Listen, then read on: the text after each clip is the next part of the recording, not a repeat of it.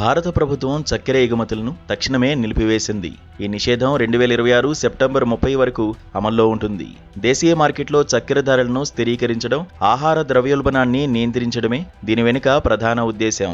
దేశీయ ఉత్పత్తి తగ్గుదల, వాతావరణ అనిశ్చితి ఈ నిర్ణయానికి దారితీశాయి. భారత ప్రభుత్వం చక్కెర ఎగుమతులపై కీలక నిర్ణయం తీసుకున్నట్లు సమాచారం. తాజా నివేదికల ప్రకారం ముడి, శుద్ధి చేసిన చక్కెర ఎగుమతులను తక్షణమే నిలిపివేస్తూ కేంద్రం ఆదేశాలు జారీ చేసింది. ఈ నిషేధం 2026 సెప్టెంబర్ 30 వరకు లేదా తదుపరి ఆదేశాలు వెలువడే వరకు అమల్లో ఉండనుంది.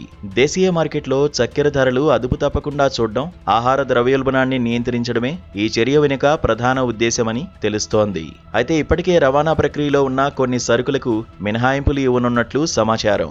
నిషేధానికి ముందు లోడింగ్ ప్రారంభమైన సరుకులు, భారత ఓడరేవుల వద్ద ఇప్పటికే లంగరు వేసిన నౌకలు లేదా కస్టమ్స్ కు ముందుగానే అప్పగించిన నిల్వలకు ఎగుమతి అనుమతి కొనసాగుతోంది. దీంతో విదేశీ కొనుగోలుదారులతో ఇప్పటికే కుదిరిన ఒప్పందాలకు కొంత ఉపశమనం లభించే అవకాశం ఉంది.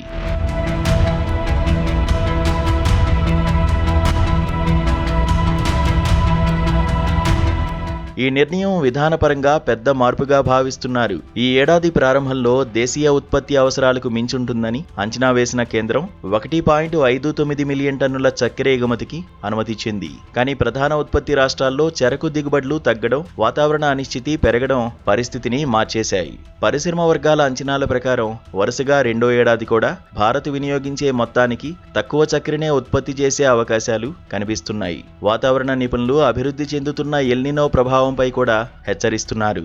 పశ్చిమ, దక్షిణ భారతదేశాల్లో చెరకు సాగుకు కీలకమైన నైరుతి రుతుపవనాలు బలహీనపడే అవకాశం ఉండడంతో భవిష్యత్తు ఉత్పత్తిపై మరింత అనిశ్చితి నెలకొంది. బలహీనమైన వర్షాలు వస్తే సరఫరా ఒత్తిడి మరింత పెరిగే ప్రమాదం ఉందని వ్యాపారులు భావిస్తున్నారు. ఇప్పటికే ఆమోదించిన ఎగుమతి కోటాలో దాదాపు 8 లక్షల టన్నుల సరుకులకు ఒప్పందాలు కుదిరాయి. అందులో 6 లక్షల టన్నులకు పైగా సరుకు విదేశాలకు తరలిపోయినట్లు సమాచారం. ఇప్పుడు మిగిలిన సరఫరాలను ఎలా నిర్వహించాలన్న దానిపై వ్యాపారులు ఆందోళన వ్యక్తం చేస్తున్నారు. భారత్ ప్రపంచంలో రెండో అతిపెద్ద చక్కెర ఉత్పత్తిదారుగా ఉండడంతో ఈ నిర్ణయం అంతర్జాతీయ మార్కెట్లపై కూడా ప్రభావం చూపుతోంది.